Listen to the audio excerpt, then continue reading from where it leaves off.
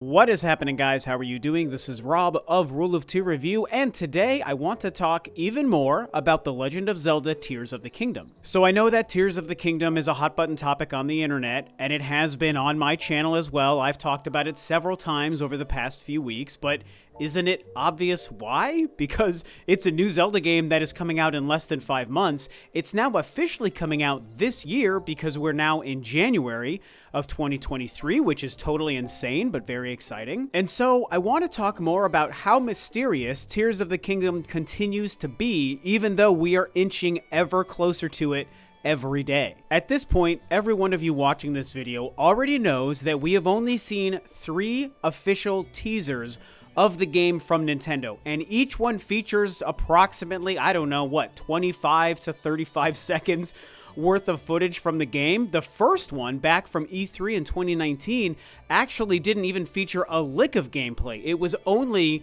story and cutscene moments that gave us an idea of maybe the tone and the look of the game, letting us understand that it is a direct sequel to Breath of the Wild and that the art style was going to be similar. We seem to be seeing Ganon being resurrected. They showed us that Hyrule Castle is apparently being lifted out of the sky, which makes a lot more sense now than it did back when this happened. And that was all we initially saw. It took until almost 2 years later to see our second glimpse of the game, which finally showed us some gameplay. And then, of course, we know only a few months ago, they actually gave us the official title and the release date. And so while I haven't actually clocked what we've seen, I'm wagering that we're in the realm of 60 seconds of actual gameplay that has been shown to us of this game. And with the game less than 5 months away, like I said, that makes it so mysterious, very exciting, but also a bit confusing. So I just want to get something out right here near the beginning of this video, and I want to let you guys know that I personally, my perspective on this whole thing is that I don't actually care that we haven't seen too much of this game, because I don't need to see a lot of this game to be excited for it. In fact, I could see nothing about the game and just know that it's the new Zelda game and that it's a sequel to Breath of the Wild, which is like one of my top 5 favorite video games ever made. And I'm like, I'm good. It's Zelda. It's Breath of the Wild. I know it's going to be great. And then once we actually did see a couple of clips of the game, and now that we understand there's this flying mechanic and this soaring through the skies element and these like floating islands, and maybe like pieces of Hyrule are like lifted out of the ground and floating in the sky. We can only assume Hyrule Castle might only be one of them. That only adds to my excitement of this game, even with the bare minimum information that we know. However, just because I'm okay with the mystery doesn't mean that everybody is, and I've definitely seen my fair share of folks online, and you might have as well, of people who are maybe not so thrilled with the fact that the game is still mysterious when we're this close to the game. And I have to admit that I, of course, do understand that. I think just because I'm such a massive Zelda fan, and I believe in Nintendo's ability to make this game amazing, I'm okay with it. But I understand other people being a little bit frustrated with the fact that Nintendo has been so reluctant for so long to show us this game, and it took them 3 teasers just to give us a freaking title for the game, and they've still yet to really pull the veil off and show us a lot of info and gameplay and story details of this game.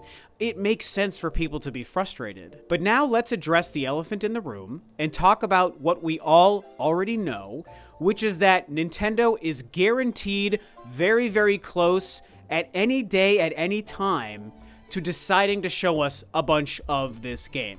I think we all know that a Nintendo Direct is right around the corner, and they very likely could heavily feature that game. I think we also all know that they are going to repeat what they did in 2016 with the original Breath of the Wild and probably give us a very lengthy showcase in some way that is dedicated to only Tears of the Kingdom.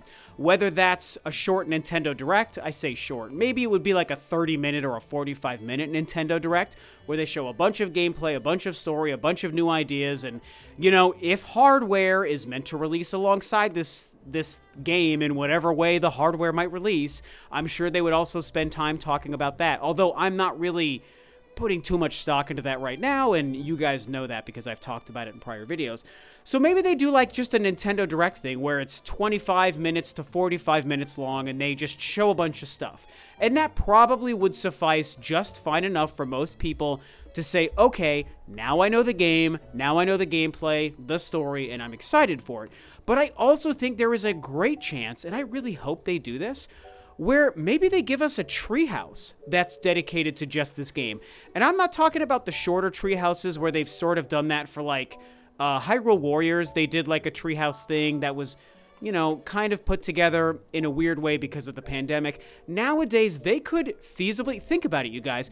It's not crazy to think that they wouldn't put together like a 2-hour treehouse in like April, you know, like a month before the game comes out, where they spend 2 hours in 3 to 4 long gaming sessions showing us huge chunks of game and gameplay from this game, just like they spent 3 days doing in 2016 for Breath of the Wild at E3. I really personally believe that like a truncated version of E3 in 2016, specific to Tears of the Kingdom, makes a ton of sense and is totally possible. I'm not like making this a hard prediction. This video is really just me kind of speculating it to a degree and just getting these ideas out about what might be going on and why Nintendo is remaining mysterious with this game for so long. It seems like they wanted to wait for 2022 to end. We know here in January they've got one more big game coming up soon. It's the new Fire Emblem game, which I cannot freaking wait for. I'm very excited for it. Maybe they want to get through that game and the Kirby game and a couple of other things early on, and then they're going to give us either a Nintendo Direct or a Treehouse or some kind of thing where they just have to blow the doors open on this game. And the brilliant thing about the way Zelda games are made, and specifically the Breath of the Wild kind of Zelda game, you know, like Tears of the Kingdom is going to be, obviously, is that they could blow the doors open, so to speak, by giving us hours worth of footage and gameplay and whatnot, and still barely scratch the surface of this game, okay? I don't want them to blow their load and just release every secret and every surprise about the game. That's not what blowing the doors open actually means.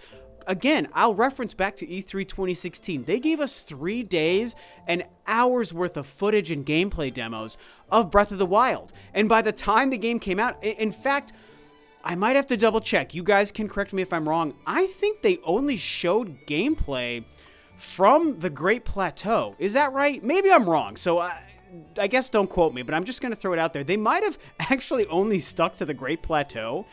And either way, whether they only showed us the Great Plateau or whether they just showed us random tidbits from throughout the entire world, I mean, how much of that game was really covered in 3 days worth of E3 2016? Like 4%, you know? I feel like 90 to like 96% of that game was still a mystery and things we didn't know. You know, gameplay elements, story elements, locations, all of the different shrines and the secrets and the divine beasts. I mean, we didn't know any of that frickin' crap going into that game. And they literally, like I've said several times already, they gave us 3 days worth of stuff about that game.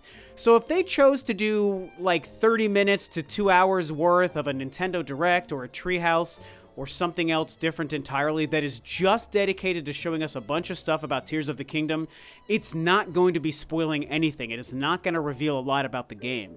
And so the only thing we can think of, this is the elephant in the room I was addressing earlier, right?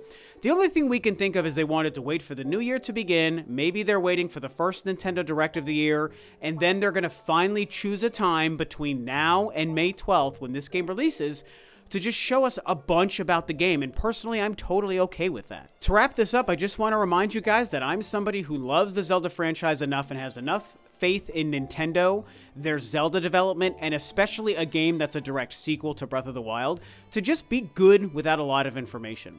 We live in the age where we always want information and we're always looking for trailers and tweets and leaks and rumors and all these things. And I obviously like the same stuff. I do that, I look for it, I talk about it on my own YouTube channel. But every once in a while, there is that one thing that can actually survive and be very successful without that stuff. And to me, Tears of the Kingdom is that. Is that Switch OLED stuff real? Yes, no, maybe, maybe not. Who really knows? You know, I made my own video discussing that, and I really do lean ever so slightly towards thinking that is real because it just makes too much sense, and the photos are certainly convincing. But I also spent a lot of time telling you guys why we shouldn't believe it outright because it is so easy to fake that stuff, and we've learned that people are willing to go out of their way to make very convincing fake things. So I just put that out there as kind of like a PSA warning for you guys. But if I was going to go to Vegas and put money on it, like, my odds are slightly in the favor of that stuff and those photos being real. I'm like 60-40 in favor of that Switch OLED being real. The next-gen thing, is there a next-gen Switch that's going to release in May and we're going to get a cross-gen release of Tears of the Kingdom? Man, I mean, you guys are probably sick of hearing me talk about next-gen, and if you've been following me, you know my thoughts. I think we're seeing it this year. I just don't, and I think we might even get some sort of, definitive edition or maybe even like a patch for Tears of the Kingdom, that would work on this next-gen hardware. I think we're going to see it this year.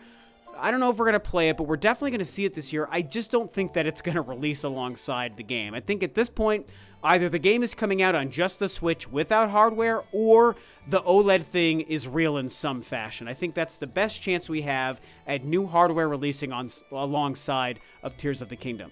That's about it. So I just wanted to drive this point home at the very end that I don't need the mystery reveal to be excited for this game, but I know that people are frustrated out there. They are looking for new info on this game, and they want to feel Nintendo market and hype this game to oblivion and back. And the one prediction I will make is I think it's going to happen sometime very soon.